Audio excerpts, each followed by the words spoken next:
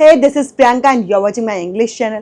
आज के इस वीडियो में मैं लेट से बनने वाले तमाम सेंटेंसेस जो कि आपने प्रीवियस वीडियो में भी सीखे थे, जहां पर आपको टेंस समझाया गया था, simple present and present continuous, कैसे लेट के यूज के साथ आप उन दोनों टेंसेस को बनाते हैं, वो आपने प्रीवियस वीडियो में सीखा।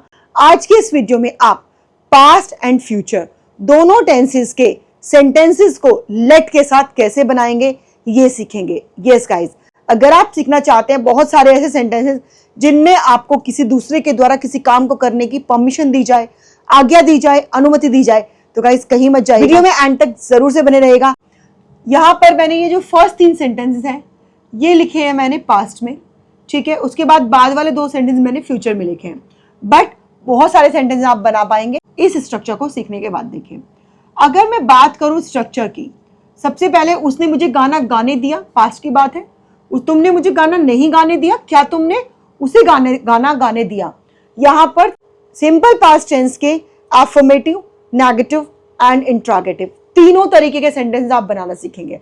स्ट्रक्चर देखिए, सबसे पहले आप सब्जेक्ट का यूज करेंगे, उसके बाद ये टेंस है सिंपल पास्ट जिसमें दिया, आ, ई, ए ये साउंड आती है, ता, था, ती, थी, ते, थे आता है, उसमें हम वर्ब का सेकंड फॉर्म यूज करते हैं। सेम यहाँ पर भी हम मेन वर्ब का सेकंड फॉर्म यूज करेंगे एंड देन लास्ट में आप ऑब्जेक्ट का यूज करेंगे, ठीक है गाइस। मैंने आपको प्रीवियस वीडियो में भी बताया था, आज एक बार फिर से बता देती हूँ। इस तरह के सारे सेंटेंसेस जिनमें कोई परमिशन दी जाए किसी काम को करने की, उनमें एज अ मेन वर्ब आप लेट का यूज करते हैं, एज अ मेन वर्ब, ठीक है। ये आपको ध्यान रखना है, ठीक है। तो देखिए कैसे बनाएंगे। उसने मुझे गाना गाने दिया, यहाँ पर सब्जेक्ट उसने तो ही, उसके बाद एज अ मेन वर्ब हमें लेट यूज करना है। लेट का सेकंड फॉर्म भी लेट होता है एंड थर्ड फॉर्म भी लेट होता है, ठीक है। देखिए तीनों फॉर्म इसके ऐसे चलते हैं, first form, second form, third form, तीनों फॉर्म लेट ही होते हैं, ठीक है। इसलिए ही लेट, उसके बाद ऑब्जेक्ट, डायरेक्ट ऑब्जेक्ट कौन सा है यहाँ पर, मी, मुझे, ही लेट मी, ठीक है। उसके बाद मैंने आपको बताया था कि बाकी जो भी ऑब्जेक्टिव पार्ट बचता है उसमें सारा आ जाता है गाना गाने, तो सिंग अ सॉन्ग। देखिए गाइस, अब आप कहेंगे कि सिंग भी तो एक वर्ब है, इसको हमने पास्ट टेंस में क्यों नहीं बनाया। जब भी किसी सेंटेंस में कोई काम करने दिया जाए, मतलब परमिशन दी जाए, जहां पर आप लेट का यूज करेंगे, वहां पर उस टेंस के अकॉर्डिंग जो वर्ब यूज होगी वो लेट यूज होगा, ठीक है। उसके अलावा ऑब्जेक्टिव पार्ट में जो भी आएगा उस वर्ब में, यानी कि सेकंड वर्ब में आप कोई चेंज नहीं करेंगे, उसको आप एज इट इज वर्ब की फर्स्ट फॉर्म ही लिखेंगे। He let me sing a song. देखिए, तुमने मुझे गाना गाने नहीं दिया था। अब जब नहीं आया है तो डेफिनेटली हमारे को इसकी हेल्पिंग वर्ब चाहिए। सिंपल पास्ट टेंस की हेल्पिंग वर्ब क्या होती है, डिड होती है, ठीक है। तो अब बिना हेल्पिंग वर्ब के हम नोट का यूज नहीं कर सकते, इसलिए यहाँ पर हम क्या यूज करेंगे, पहले हम यहाँ पर डिड का यूज करेंगे, उसके बाद हम नॉट लगाएंगे, ठीक है। एंड देन हम यहाँ पर वर्ब की फर्स्ट फॉर्म यूज करेंगे। जब आप डिड का यूज करते हैं तब आप वर्ब की फर्स्ट फॉर्म का यूज करते हैं एंड देन आप ऑब्जेक्ट का यूज करेंगे। क्या बनेगा सेंटेंस, देखिए, तुमने तो यू, उसके बाद नहीं दिया था तो डिड नॉट, ठीक है। उसके बाद वर्ब की फर्स्ट फॉर्म जो कि लेट आएगा, main verb as a main verb late आएगी, लेट, ठीक है। उसके बाद ऑब्जेक्ट, मुझे, डायरेक्ट ऑब्जेक्ट क्या है, मुझे तो मी। अब क्या नहीं करने देता, गाने नहीं दिया था, sing. You did not let me sing, अगर होता तुमने मुझे गाना गाने नहीं दिया था तो you did not let me sing a song, ठीक है। देखिए, अब यहाँ पर क्वेश्चन पूछा, क्या तुमने उसे गाने दिया, तो यहाँ पर इंट्रोगेटिव सेंटेंसेस में मैं आपको बहुत बार बता चुकी हूँ, स्टार्टिंग में आप हेल्पिंग वर्ब लगा देते हैं तो आपका जो क्या है उसका मीनिंग आ जाता है, ठीक है। तो डिड, उसके बाद सब्जेक्ट आपका क्या है, यू, उसके बाद लेट का यूज करेंगे आप, ठीक है। उसे तो हिम, अगर गर्ल की बात है तो हर आ जाएगा, ठीक है। गाने तो सिंग, क्वेश्चन मार्क लगाना नहीं भूलना है। डिड यू लेट हिम सिंग या फिर डिड यू लेट हर सिंग।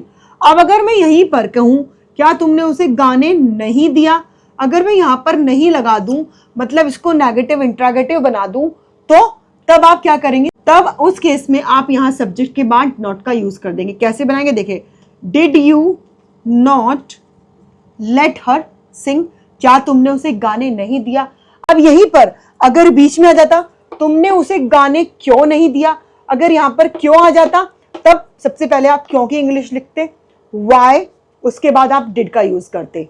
इस तरह के सेंटेंसेस में जिनमें बीच में क्वेश्चन वर्ड आता है, मैंने आपको बता रखा है, पहले उस क्वेश्चन वर्ड की इंग्लिश सबसे पहले यहां आ जाती है, क्वेश्चन वर्ड की इंग्लिश, ठीक है, उसके बाद एज इट इज सेंटेंस बनता है। तो बस यहां पर स्टार्टिंग में क्यों की इंग्लिश लगा देनी थी, why did you not let him सिंग, ठीक है। तो बीच में कोई भी क्वेश्चन वर्ड आए तो सेम एज इट इज इसी सेंटेंस में, इसी स्ट्रक्चर में आप स्टार्टिंग में क्या लगा देते हैं, क्वेश्चन वर्ड की इंग्लिश लगा देते हैं, वाई। अगर यहां पर होता कब तो व्हेन आ जाता, कहां तो वेयर आ जाता, ठीक है। इस तरीके से आप बहुत सारे सेंटेंसेस बना सकते हैं। अब देखिए फ्यूचर, मैं उसे घर आने दूंगा, यहां पर बात हो रही है फ्यूचर टेंस की, ठीक है।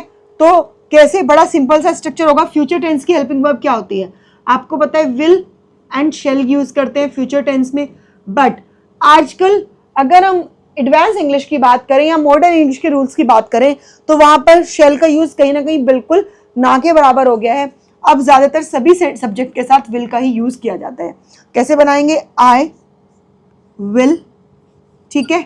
उसके बाद आप क्या यूज करेंगे, लेट का यूज करेंगे एज अ वर्ब। क्यों, क्योंकि अगेन यहां पर परमिशन दी गई है। आई विल लेट, किसे, ऑब्जेक्ट क्या है आपका, उसे, तो हिम अगर बॉय है तो, और अगर गर्ल है तो हर, ठीक है। आई विल लेट हिम या फिर हर घर आने, come home, I will let her come home, ठीक है।